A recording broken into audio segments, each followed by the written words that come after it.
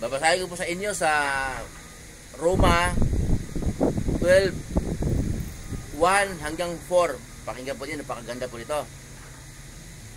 Kaya nga mga kapatid, alang-alang sa masaganang habag ng Diyos sa atin, ako'y nakiusap sa inyo na ialay ang inyong sarili bilang isang handog na buhay, banal at kalugod-lugod sa Diyos. Ito ang nararapat na pagsamba ninyo sa Diyos. Huwag kayong makiayon sa takbo ng mundong ito.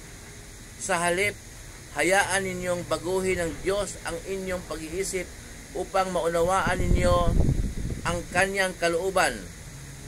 Sa gayon, magagawa ninyo ang kung ano ang mabuting, kalugod-lugod at ganap na kalooban ng Diyos. Ayan po.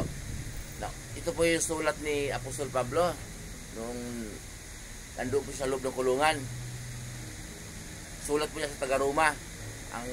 Yung Roma po, lugar. Ang sinulatan po niya noon, yung namamahala ng iglesia sa Roma. Yon, sambahan po. Yung iglesia ng Diyos sa Roma, yung namamahala po doon. Yun ang kanyang sinusulatan. Ang sabi po niya, siya po ay nakiusap na ialay ninyo ang inyong sarili bilang handog na buhay sa Diyos, banal at kalugod-lugod sa paningin ng Diyos. Okay? Kaya po, nauna na pong sinabi ng lingkod na ang pagsamba po sa Diyos araw-araw sa lahat ng oras. Yung po magpunta natin sa kapilya, sa sambahan, paglinggo, mahalaga po rin yun.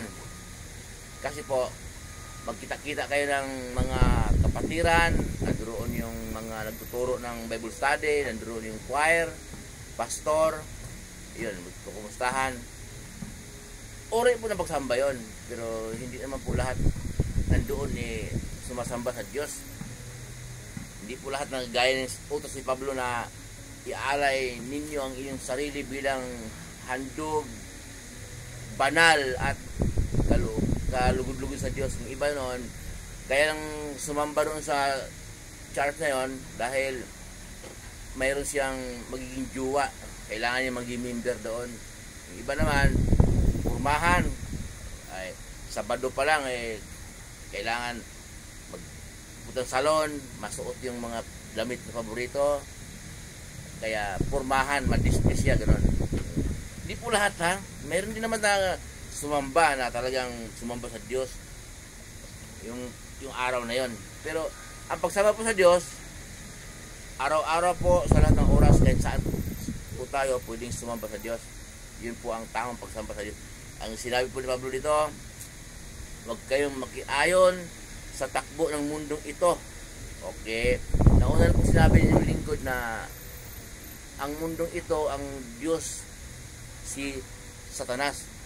Dahil po, pag nakiayon tayo sa mundo ito, ang mundo kasi ito ay punong-puno ng kasalanan. Tayong mga nakatira, mas gusto pa nating magkasala, mas gusto pa nating matokso. Yung iba kasi sinasadya po na lumapit sa tokso. Yung iba naman, pilit ng umiiwas sa tokso, hindi makaiwas kasi nga hindi siya matatag. Walang banal na espiritu na nanguna sa kanya. Okay? Hindi siya napagkalooban ng Diyos ng banal na espiritu. Kung wala po tayong banal na espiritu na manguna sa atin, hindi po natin kayang umiwas sa tukso.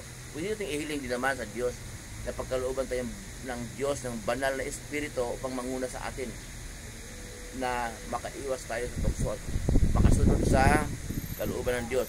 Yung pagkakasabi po ni Pablo na huwag kayong makiayon sa galaw ng mundo, ang kahulugan po noon, banal ka, kalugod-lugod sa Diyos, pero hindi ka sumasang-ayon. So, ang tingin siya ng iba, masungit. Naintindihan ba niyo? Nag-gets ba niyo? Kasi nga, ang mga nakahalubilo mo kasi, hindi sa Diyos.